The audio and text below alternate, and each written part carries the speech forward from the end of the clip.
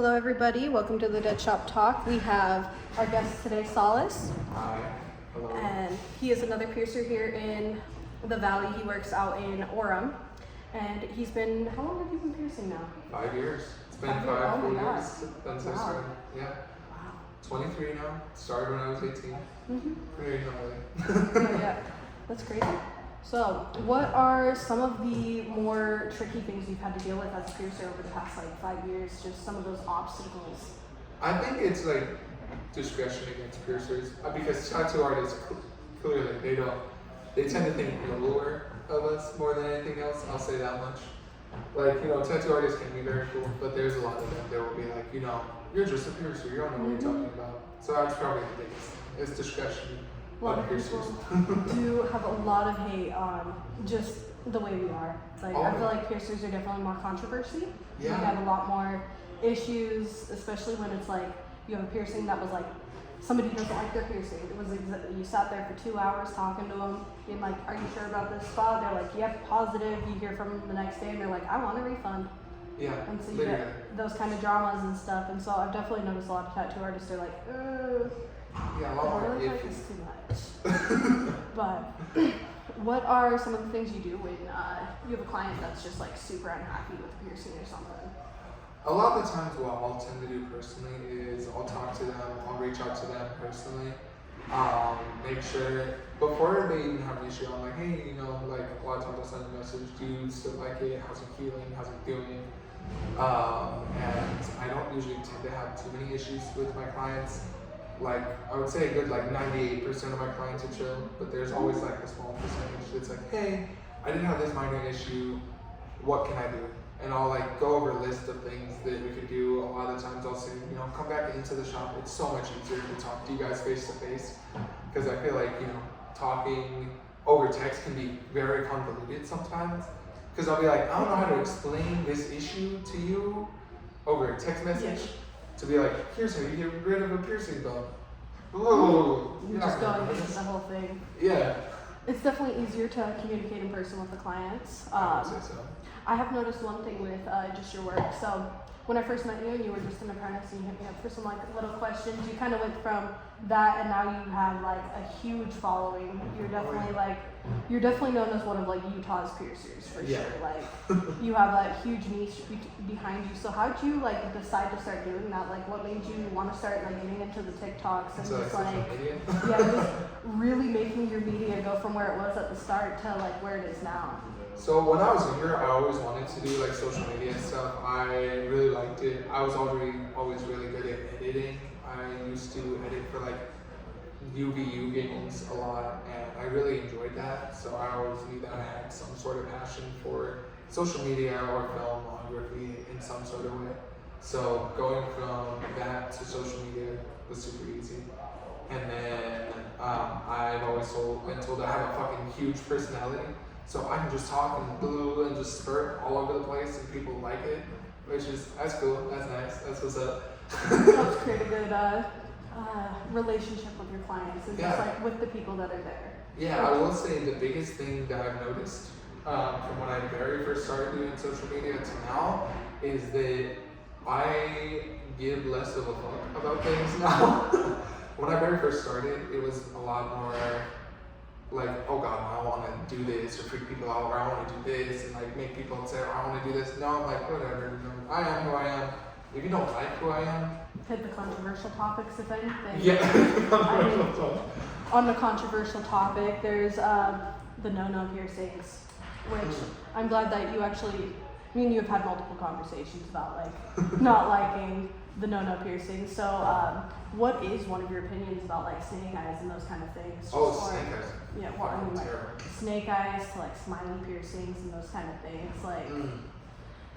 How do you feel about their popularity and stuff lately? And just how there's so many people that have been really just wanting them and they just don't care. And there's a lot of piercers that don't really care anymore about their client. They more care about the money. It's super upsetting for sure. I really, really don't like snake eyes. The amount of damage it could cause to the tongue is significant. Not only that, it can cause a permanent lisp on the tongue. It ties two muscles together. It's overall just a terrible piercing. Do I understand that it's cute? Yeah, for sure. But it's like the same as like a plate piercing. Mhm. Maybe someone could do it and then take it out right afterwards, but even then, I don't condone it. It's same as the more recent piercing, the stingray. That's ridiculous. It's literally the same thing almost. Okay. Have you seen it? It's at the bottom and they Oh, just it's scoop like underneath. Yeah, Okay, yeah. it's super no, I've gnarly. seen those. I Those hate ones. it makes me so mad. Oh, smileys. I really don't like doing smileys because every time I've done a smiley, I always tell clients, I'm like, hey, it's gonna fall out in literally like a year, maybe less. That skin tissue is not strong enough to hold a whole piece of metal or even plastic most times. Mhm. I'm like, it's gonna fall out. And then when it falls out, they get mad at me. And I'm like, I don't know. The biggest issue I found with them is gum resuscitation. Oh, yeah. The gum They're- resuscitation is so bad. I've done my smiley personally like 3 times at the beginning of my career and Oh, yeah. unrepairable. It'll never get fixed. Like, If you want a big smile. oh go yeah, for I it. mean, they're cute, but definitely not worth the time of them for No. sure. Absolutely. What are some things you would recommend to somebody who wants to get into the industry? Like some of the, First, you issues start off with hating fire. yourself. Yeah. You know, the self-loathing, a little bit of the harassment. Self-loathing. Clients are a lot more grabby. They I've can noticed be. that clients love to touch us. I don't know why. No, if I was gonna tell someone who was just starting getting into stuff, do your research. You know, there's plenty of piercing books. Go through a lot of those. Read a lot of those. Really look up anatomy of people as well, because anatomy is literally our number one job. Is to know like, oh, do you have the anatomy for this? Do you have the anatomy for that? Like me personally, I don't have the anatomy for an industrial, and I never will. So we can't go willy-nilly and just do these piercings just because. No, exactly. So know that, and not only that, but know that it does take time. It's not done in like a week like everyone assumes that it is. I don't know why people assume that, but they tend to assume that our job can be like pop, pop, pop. Oh, these piercing schools, man, the Oh my cosmetologists. God, yeah. I'm not a These big guys fan. that, because as you guys, if you're in Utah, then you know we have these places called Sugar Dolls and Sugar Studios, and you can learn to become a tattoo artist or a piercer in 2 weeks. Alright. That takes And- so much time. That is a very stressful idea to me that you can learn the full body's anatomy, acupuncture, all the different things that come with like being a piercer in just 2 weeks. It's just like impossible.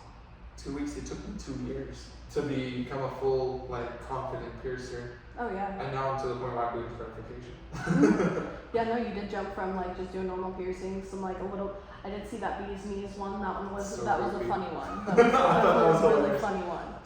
And so I definitely watching you go from that to like where you are now with scarification is definitely like really incredible because Oh, yeah. I've been doing this for like 11 years now. I'm so old in this industry now. I've definitely been feeling it lately. You're very stuck in it now. Yeah, that's why I'm like trying to break the gate to become a tattoo artist because I'm like, I need 2 things. I need something else. Hey, So I mean, keep me here. that's how I felt with scarification when I was like, I need to do something different. Change up the pace a little bit. Start opening things. So what got you into wanting to do scarification? How'd you kind of teach yourself to kind of want to jump Oh. into that? How'd you learn? So the way I learned was actually kind of wild. I had been wanting to do it almost since I first started piercing, but it was one of those things that I knew was like, oh, this is illegal in Utah, we can't do it. Then 2023 hit, and they were like, hey, it's now legal. You can now do extreme body modifications. You can do like hanging. What's that called? Oh my goodness. Suspension. Suspension. You can Body do suspension, scarification. Like you're allowed to do all of this crazy shit now, which is bonkers, honestly. But I was like, okay, I'm set on this. This is what I've always wanted to do. So I started talking to a bunch of scarification artists. There was an artist that came recently, not recently, I would say like a year ago, maybe. During one of our little things that we do, Yeah. conventions. Yeah, and they had like one of their own little bands, and I just talked to them consistently, and I went and learned with them for like a few days, like maybe a weekish, and just like watched everything they did. It took in as much knowledge as I could, and then I started doing smaller things, like did ones on like, it sounds so silly, but like oranges, fake skin, stuff like that, peeled that skin off, and then tried one on myself, kind of went from there, and then I Sure. finally got a client who wanted me to do it on them. So I just went and shot for it, and it's been doing phenomenal ever since. I did a bite mark, done cat faces, I've done the heart one. The bite mark one was pretty sick. That was so Like, that one gnarly. was fucking dope. Yeah, that wasn't anyone's bite mark. That was like I drew that. People Yeah. keep asking me. I noticed the little like, cause you very little details in that one, so like I can Oh. definitely see that being more difficult to kind of get into for sure. Oh my god, yeah. Getting like that took me I think 3-4 hours of my day. But it's just because you have to get like these weird little positions that you normally Yeah. wouldn't ever get into, and then using like not pliers, The forceps and shit. yeah, like forceps and shit to grab the skin and then slice it and peel it back. Very difficult, way harder than you think. Not only that, you have to know what level you're going down into, Yeah. because you're not supposed to cut past the dermis layer. So you cut off the dermis layer, don't cut past that. You have to be very, very, very gentle with that. Have you thought of doing any other body modifications and stuff, or like getting into those kind of things, like implanting or? I had it and then it went off my brain. Like tongue splitting and stuff Yeah. like that. The tongue splits and stuff like that. Oh my god, yeah. I wanted to do tongue splits so bad. I want to be able to learn that. Coin slots is another one Coin slots I'm is really passionate about learning. I gotta learn how to sew though first. It's gonna be hard. My biggest downfall is sewing. I Difficult. definitely say take a little course in like stitching. Yeah. Like going to like a quick nursing kind of thing, or Yeah. what is it, like seaming? Yeah. Because I'm pretty sure that's what they teach you guys. Yeah, That kind of exactly. stuff. I've thought about that because the only thing that's really intrigued me about getting into body mods would be like tongue splitting, because I don't think I can stomach the other stuff at this point. Oh really? I think I've been doing this so long that I'm like, I'm starting to get queasy on stuff, especially Oh. after like being pregnant through like working and pregnancy, and then like coming back after that, I'm like so much weaker to things. It's Oh. just crazy. Yeah, it's definitely harder. No, like, I could not imagine being pregnant and trying to work. That sounds yeah, no, terrible. that was a moment. Definitely like feeling super nauseous, and then like seeing people like just having like with their blood things when somebody has like a thin blood kind of disorder or something like that, where they bleed more, and so like you're sitting there and you're just like, oh man, hold on, I'm getting hot. I need a minute. Yo, I can't lie, with scarification, I've told this to everyone. I don't know if humans are supposed to smell blood as long as I'm not smelling blood. Because it'll be like 4 straight hours of me like right here, and I'm like, God Oh damn. yeah, It like makes me almost dizzy, because I'm like, wow, this is gross. definitely something where you have to take your time for a minute, kind of take a little bit of a breather. Oh yeah. Kind of just space away from that, so then Oh you don't yeah. get too messed up. It makes me understand tattoo artists more, because I was like, why would they take breaks? I would just fucking go. And then I started doing it, I'm like, God, hey, holy shit. Yeah, and then that back posture, you gotta just shrimping. The shrimping is terrible. You gotta make me check my back posture. Straighten out real quick, make sure everything's good. I've seen this thing, there's like this little buzzer on your back that you put, and then it just like, it buzzes every like 30-40 minutes to like, you gotta straighten out your back. No, I just need my girlfriend's grandma. She be every time I'm walking around her house, she goes, Solace, and just pushes my back, fixes it up for me. Love that. Well, then before we end this video, what are some things that you would like people to know about you and what you do, or just things that people should know before they get piercing, or if they want to become a piercer? Things you should know before piercing. Eat, please, for the love of God. Please Eat and drink water. I don't know. Love you guys. Starbucks is not a meal. Please don't just drink Starbucks. You're gonna get sick. It's gonna be terrible for both of us. I'm gonna feel bad if you pass out and wake up and vomit. I would feel terrible. I had a client, I think it was, oh my god, it was a good couple months ago now. She got her Ashley pierced. It's just straight through the lip, if you guys don't know. And she like passed out for a second, woke up and puked immediately afterwards. And I was like, there's vomit in your threshold. I don't know what to do. Yeah. So, eat properly, drink properly. Don't eat nothing. I've definitely had that before. I had this one dude, big bodybuilder guy, comes in, he fresh off the gym. He said he ate, Oh, but he only had a Red Bull and a protein shake. that's my kind of meal. And so he's like, no, I'm set to get a piercing. We did his just some nostril. It's always the nostril that I feel like knocks him out too. Oh, Hit him with the nostril, literally immediately started drawing up. I was like, oh, bro. listen, So guys, we love you guys. Just don't want to deal with the vomit. And then things to know about me personally, I just like doing unique stuff. If you want scarification, hit me up. I'm just down in Utah County, the tattoo shop, that's the name of it. I love working there. I love doing scarification stuff.